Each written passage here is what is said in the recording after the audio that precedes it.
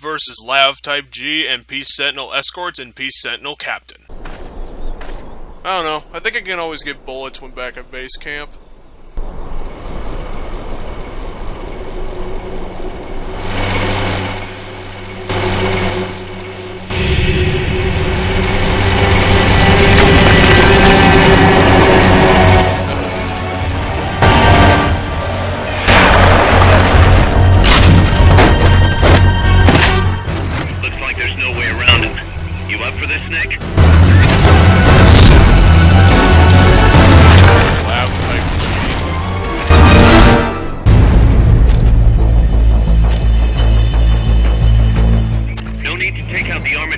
Just yet. Neutralize the troops first.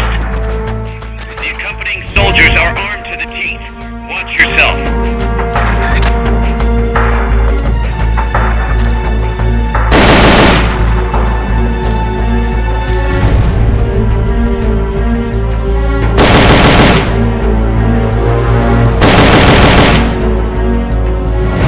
Enemies attacking! Going to alert status!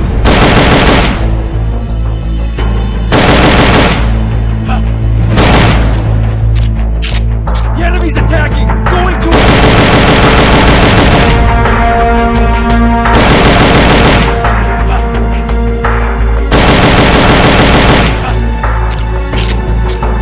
The enemy's attacking! Going to alert status! The enemy's attacking! Going to alert status!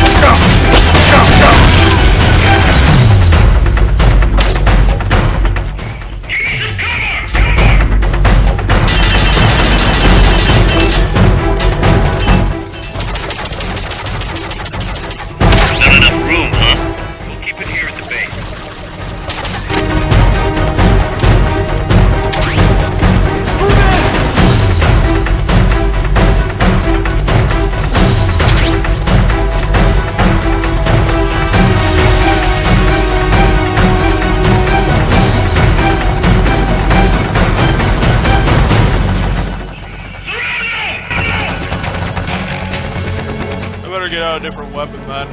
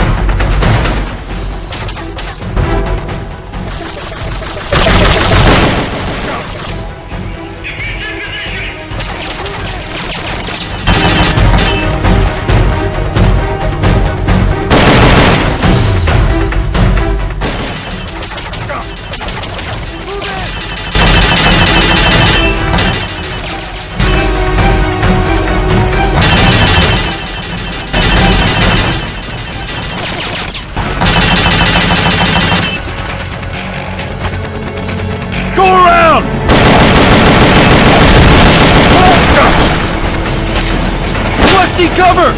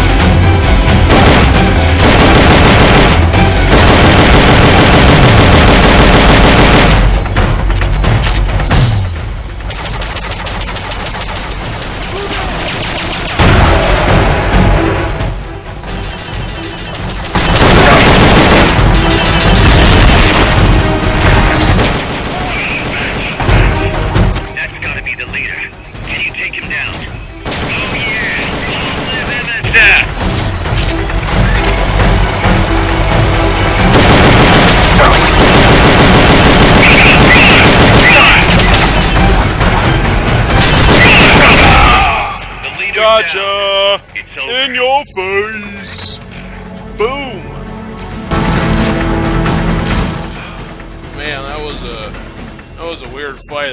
With the death of the Peace Sentinel commander inside the armored carrier, it's time to roll it back to Mother Base with a score written across the side.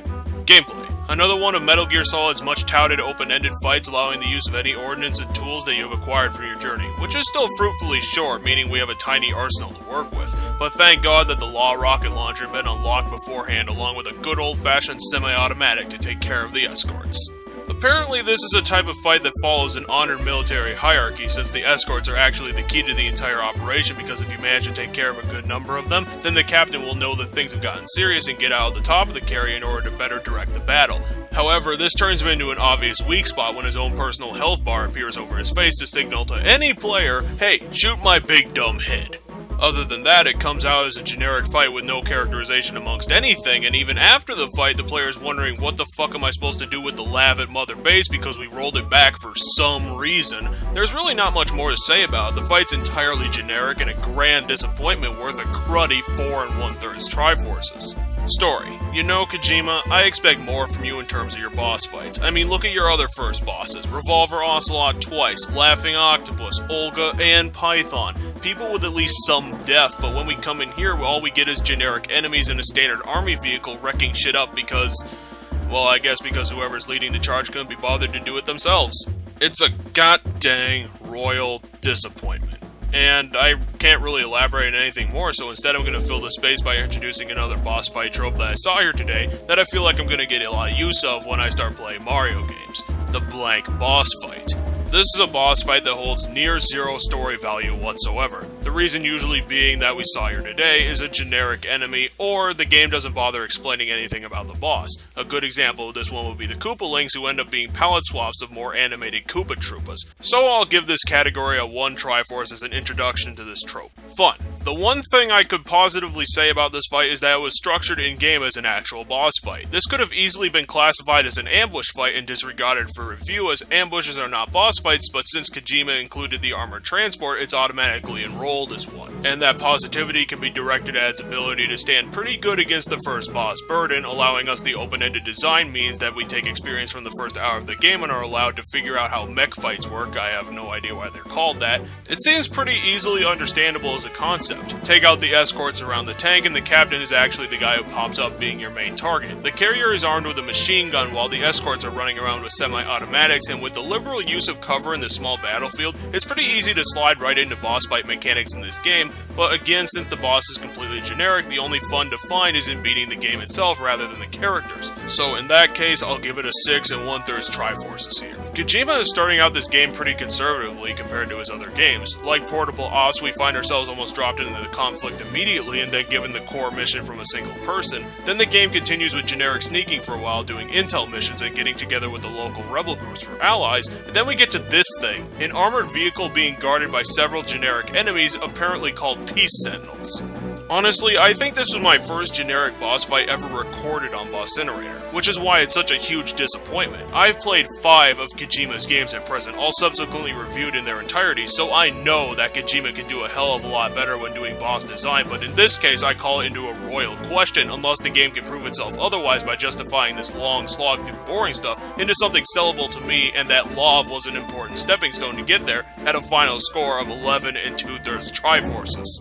The core principle of this fight was this: a boring way to give a mech to Big Boss. Hopefully the next boss will be when the game starts rolling, but until then I'll just have to deal with the boring stuff seen right here. Here's a victory for gamers, hoping that you'll stick around for the next part.